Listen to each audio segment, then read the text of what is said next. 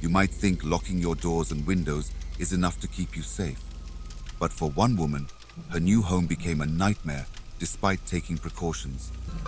I heard about this story from a friend. She was so excited to buy her first house. It was a big step, especially for a woman on her own. She spent weeks picking out furniture, painting the walls, and making it feel like home. Everything seemed perfect at first, but then strange things started happening. She'd come home and notice little things out of place. A chair moved slightly, her favorite mug in a different spot. She brushed it off, figuring she was just forgetful with all the stress of moving. One night she woke up suddenly. At first she wasn't sure why. Then she heard it, the soft click of her bedroom door closing. Her heart started racing. She lay there frozen, straining to hear any other sounds. That's when she saw it, faint beams of light shining under her door. She told me later, "I saw flashlight beams in the gaps around my door." Can you imagine how terrifying that must have been? Realizing someone was in your house just outside your bedroom. She didn't know what to do. Should she confront them? Try to escape? In a panic, she decided to hide. She crept into her closet as quietly as she could, praying they hadn't heard her move. With shaking hands, she called the police. Those next few minutes felt like hours as she waited, hardly daring to breathe. She could hear footsteps moving around her room, drawers opening and closing. The intruder was looking for something. Finally, she heard sirens in the distance. The footsteps in her room stopped, then rushed away. She stayed hidden until she heard the police enter, calling out to clear the house. When they found her, she was trembling and in tears. But the nightmare wasn't over. As they searched the house, they made a chilling discovery. In the garage, they found a man, a homeless guy who had been secretly living there. He wasn't just squatting either. The police caught him red-handed, eating her leftover pizza. But it gets worse. In his pockets, they found her credit cards and AirPods. He'd been stealing from her for who knows how long. The whole thing shook her to her core. This place that was supposed to be her safe haven, her fresh start, had been violated. She couldn't sleep for weeks after, jumping at every little sound. Even after changing the locks and installing an alarm system, she never felt truly safe there again. It's a reminder that sometimes the scariest things aren't supernatural at all. They're the all-too-real dangers that can be hiding right under our noses, in our own homes. This woman's story is terrifying because it could happen to any of us. We all want to believe we're safe in our homes. But sometimes, the monsters aren't hiding under the bed. They're in the garage, waiting for us to let our guard down.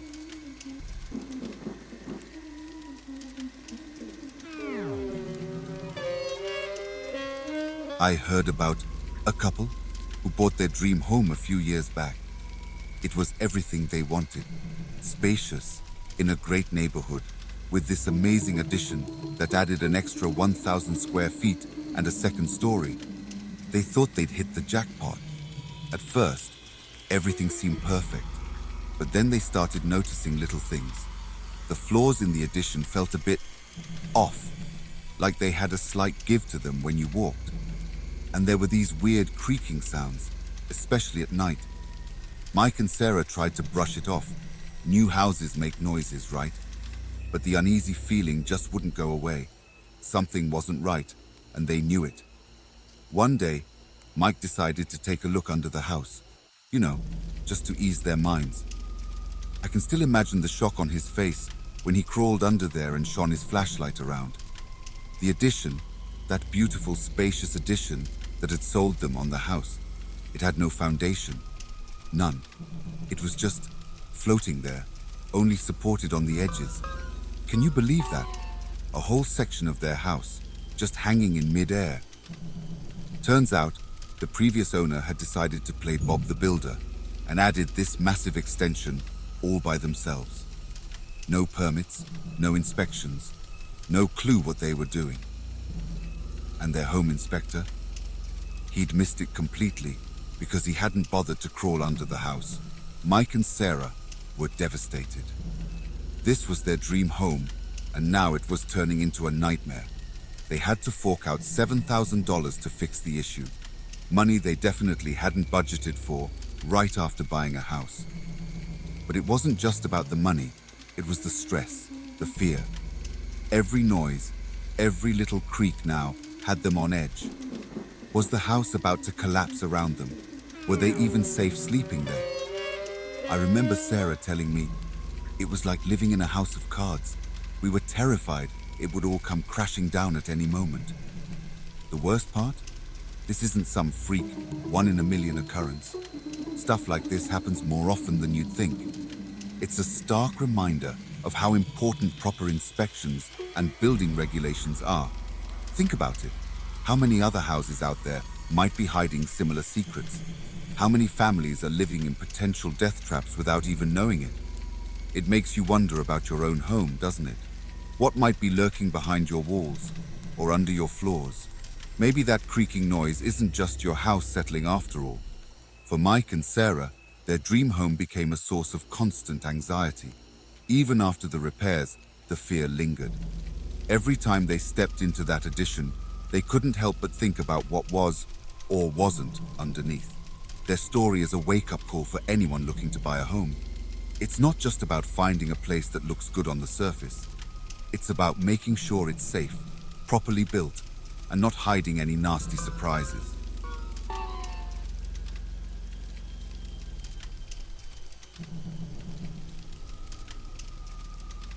After living with my parents for 28 years, I finally decided it was time to get my own place. It was July of 2022, and I was excited to move into my first house. The house was only a 30-minute drive from my parents' place, so I wasn't too far from them. At my parents' house, I was always woken up at night by my dad going up and down the stairs. He's a chronic insomniac and constantly needs to get water or go to the bathroom throughout the night. Having my own place meant I could finally enjoy some peace and quiet. However, my dad's insomnia must have rubbed off on me because I'm a light sleeper too.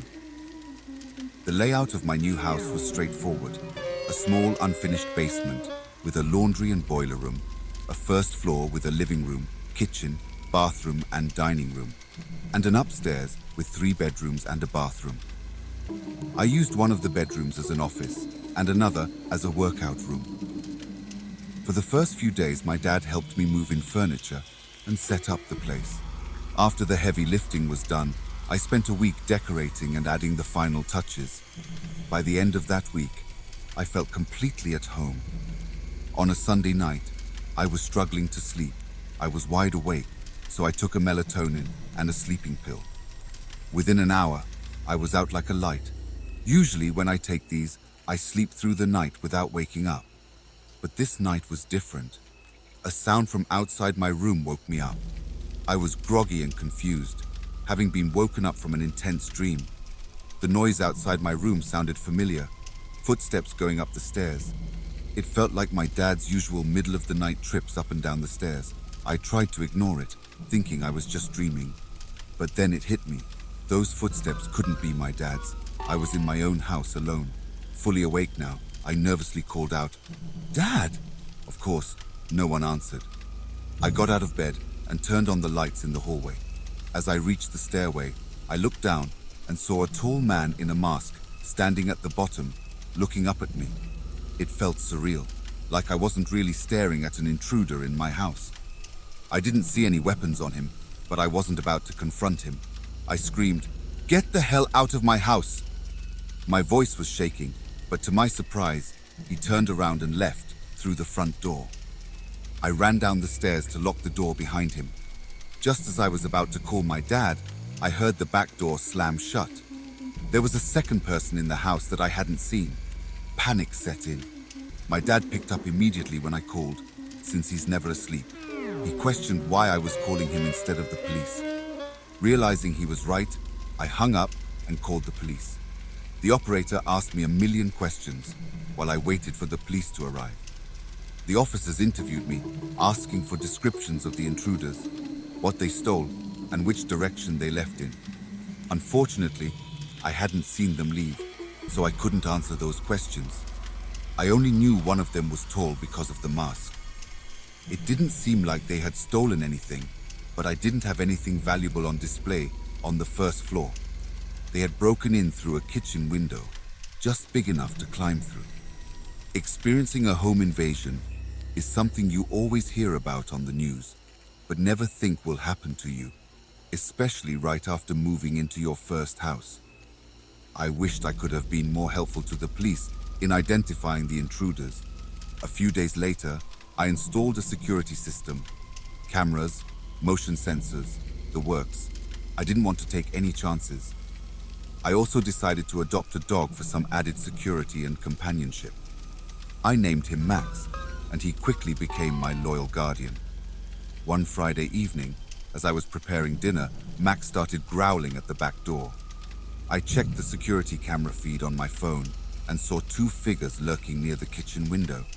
My heart raced. I immediately called the police and then grabbed the knife from my bedside table. The figures noticed the cameras and ran off before the police arrived.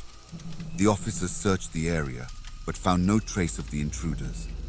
They assured me that increased patrols would help, but I couldn't shake the feeling of being watched. That night, I had a hard time sleeping. Every creak and groan of the house set me on edge.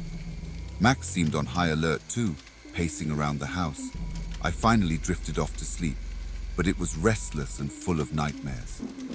The next day, I decided to take Max for a long walk to clear my head. As we walked through the neighborhood, I noticed a few other houses with similar security setups. It seemed like I wasn't the only one having trouble. I stopped to chat with a neighbor, Mrs. Henderson, who told me about a string of recent break-ins in the area.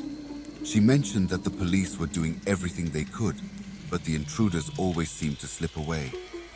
Determined to take control of the situation, I joined a neighborhood watch group.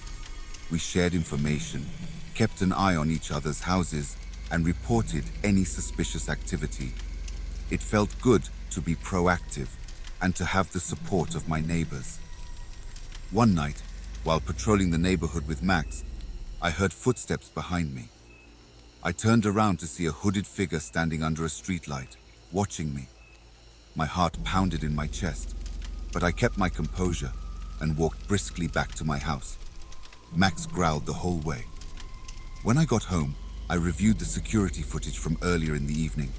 The hooded figure had been standing outside my house for nearly an hour before I spotted him. It was clear that these intruders were more than just petty thieves. They were targeting me for some reason. I decided it was time to take more drastic measures. I called a friend who worked in private security and asked for his advice.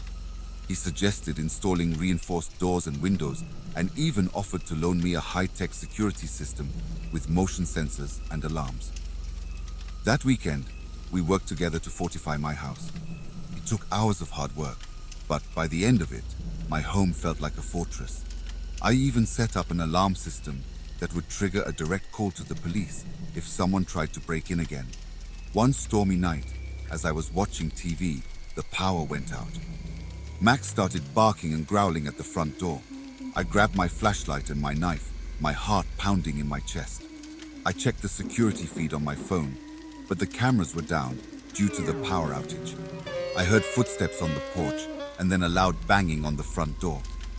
Someone was trying to break in.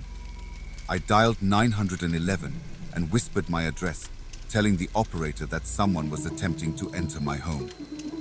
I positioned myself at the top of the stairs, knife in hand, ready to defend myself. The door burst open, and two masked figures entered, shining flashlights around the darkened house. Max lunged at one of them, growling fiercely. The intruder kicked him away, but Max was undeterred, snapping and barking. The other intruder started up the stairs. I shouted at them to leave, but they kept coming. In the dim light of my flashlight, I could see the glint of a knife in the intruder's hand. My fear turned into adrenaline-fueled determination. I had to protect myself and Max. As the intruder reached the top of the stairs, I lunged forward, slashing at his arm with my knife. He screamed in pain and dropped his weapon. The second intruder, now distracted by Max, turned to see what was happening. I kicked the fallen knife away and shouted for Max to attack. Max bit down on the second intruder's leg, and the man fell to the floor screaming. The first intruder, clutching his bleeding arm, stumbled back down the stairs and out the front door. I held my knife steady, ready to strike again if necessary. The sound of sirens filled the air as the police arrived. The intruders tried to flee, but they were quickly apprehended. I collapsed to the floor, exhausted and shaking, as the officers secured the scene. In the weeks that followed, I learned that the intruders were part of a local gang that had been targeting homes in the area. The police assured me that they would be behind bars for a long time. Despite the relief of knowing they were caught, the trauma of the experience lingered. I sought therapy to help deal with the anxiety and fear that had taken root in my mind. My therapist introduced me to cognitive behavioral therapy, which helped me regain a sense of control and safety in my home. I also continued to participate in the neighborhood watch group, sharing my story and helping others feel secure. Max became a local hero, receiving treats and praise from neighbors and the police alike. His bravery had saved me that night, and I made sure he knew how much he was loved and appreciated. It took time, but eventually, my home became a place of comfort and security once more.